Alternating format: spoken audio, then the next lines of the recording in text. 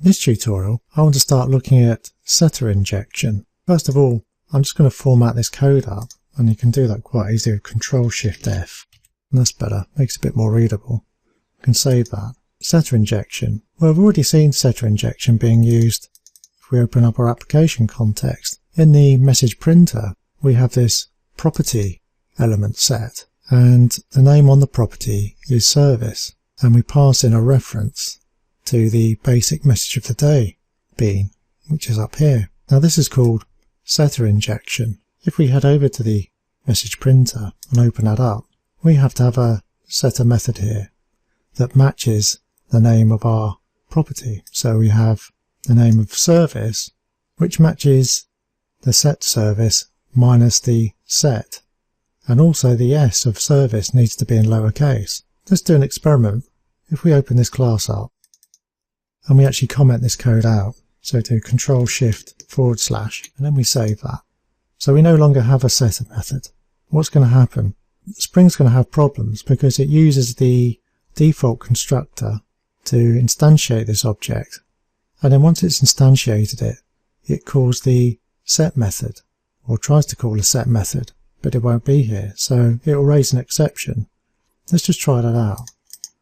Run as Java application. There we are. Invalid property service of bean class. Message printer is not writable or has invalid setter method. As you can see, the actual output is quite verbose, but when you scroll down, Spring generally gives some really useful and meaningful error messages. We can do Control-Shift/, that removes that. Save that. If we go back to the application.xml file,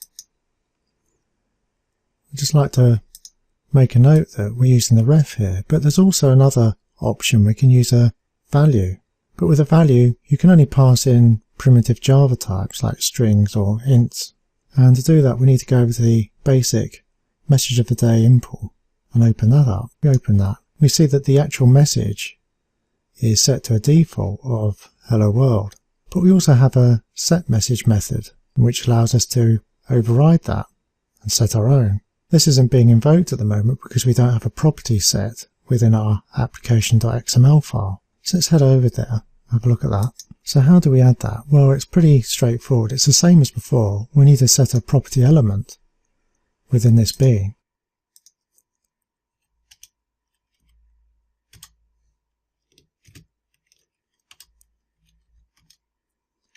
And if we do Control-Space, we'll scroll down to property. We can give it a name, and a name on here was set message, so we need this part here with a lowercase m. So in fact we can actually copy that just to demonstrate. Paste it in here, Control-V, and then just make that lowercase. You notice here that Spring Tool Suite is actually giving us a red error warning here, invalid property name, so it's actually doing validation while we're actually editing this XML file, which is really cool. So let's change that to a lowercase m and that error message will go away. And save. And we must specify a value. So the value we're going to put in here, notice this time we're not going to use the ref, we're going to actually use the value. So I'm now passing in a string, hello from the den. We're going to use setter injection to actually set that for us. So let's run it now, and we should see a completely different output to before.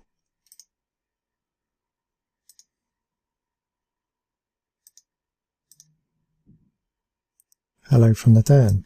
So what we've just done here is that we've configured this message of the day import to have the hello from the den message injected using setter injection into the instance of the class. Okay, so that's it for this tutorial. In the next tutorial, I'm going to start looking at constructor injection, and then we'll look at the differences between setter injection and constructor injection, and try and work out why we'll use one over the other, and what circumstances you would use structure injection and not setter injection, and vice versa.